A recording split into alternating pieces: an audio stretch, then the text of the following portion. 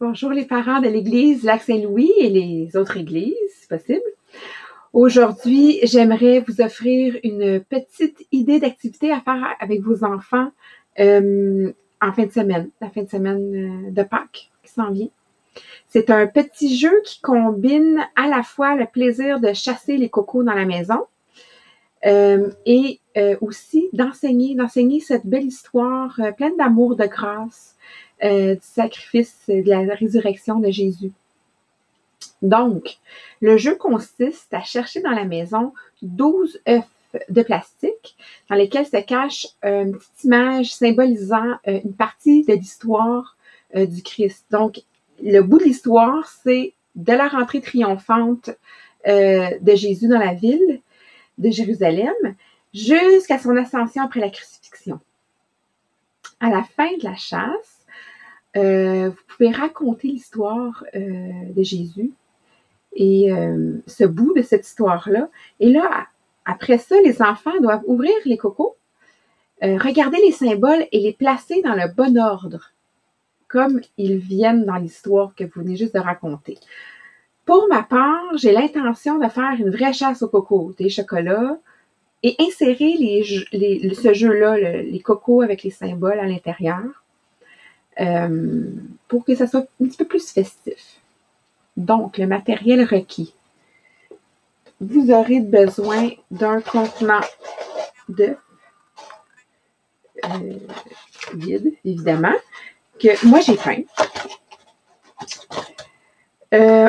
Aussi, de 12 œufs en plastique qui s'ouvrent, comme ceci. Des 12 symboles, je vous en montre 2, de l'histoire. Et les significations des symboles. Et qui viennent avec une référence biblique. Donc, premièrement, la boîte d'œufs. Ici, j'en ai peint une, comme j'ai dit tantôt, en blanc, pour cacher la marque, les inscriptions dessus la boîte. C'est votre choix à vous. Si vous ne voulez pas la peindre, peignez-la pas. Elle va servir en fait à ranger vos cocos pour les prochaines Pâques. J'ai trouvé dans mon stock de camping ma boîte d'œufs de vrai plastique que j'ai pris à mon magasin d'$1 et plus dans ma ville. Je pense qu'au Dollarama, quand l'été vient, c'est la saison du camping, il y en a. Donc, je vous la conseille. Elle est beaucoup plus résistante. Donc, deuxièmement, les œufs en plastique. Je conseille de prendre, si vous voulez, utiliser une boîte de coco, puis que vous voulez que les cocos rentrent dedans et la boîte se ferme. Il faut que vous utilisiez des œufs en plastique de la taille réelle d'un vrai œuf. Il y en a au magasin d'$, des super beaux, des plus gros. Ils ne rentreront pas dans votre boîte, mais ça, c'est pas grave, c'est vous qui décidez. Donc, un coco en plastique.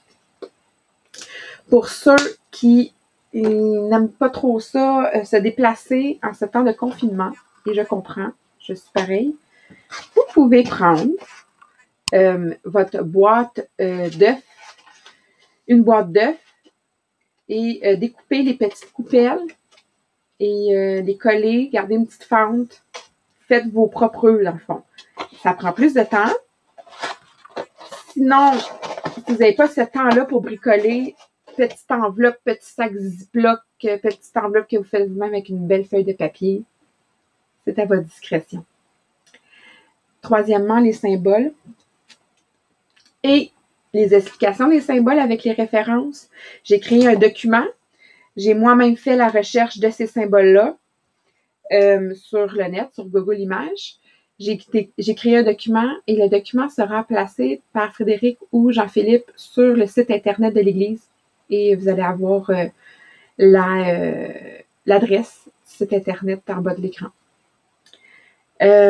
Moi, j'ai plastifié le tout pour que ça soit plus solide, ainsi que les explications et les références.